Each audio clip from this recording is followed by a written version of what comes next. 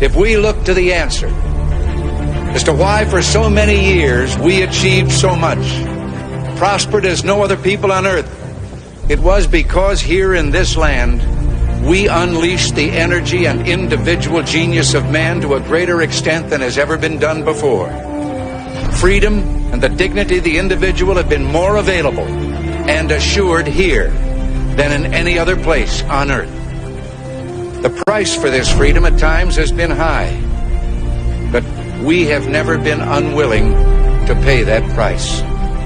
Those who say that we're in a time when there are no heroes, they just don't know where to look. The sloping hills of Arlington National Cemetery, with its row upon row of simple white markers bearing crosses or stars of David, they add up to only a tiny fraction of the price that has been paid for our freedom. Each one of those markers is a monument to the kind of hero I spoke of earlier.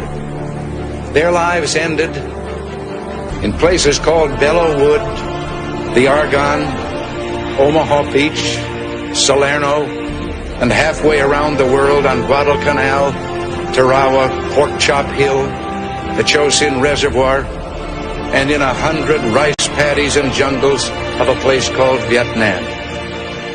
Under one such marker lies a young man, Martin Treptow, who left his job in a small-town barber shop in 1917 to go to France with the famed Rainbow Division.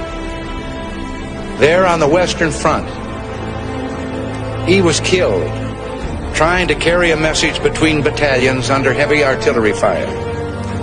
We're told that on his body was found a diary. On the flyleaf, under the heading, My Pledge, he had written these words: America must win this war. Therefore I will work, I will save, I will sacrifice, I will endure. I will fight cheerfully and do my utmost as if the issue of the whole struggle depended on me alone. We must realize that no arsenal or no weapon in the arsenals of the world is so formidable as the will and moral courage of free men and women. It is a weapon our adversaries in today's world do not have. It is a weapon that we as Americans do have. Let that be understood by those who practice terrorism and prey upon their neighbors. As for the enemies of freedom, those who are potential adversaries, they will be reminded that peace is the highest aspiration of the American people.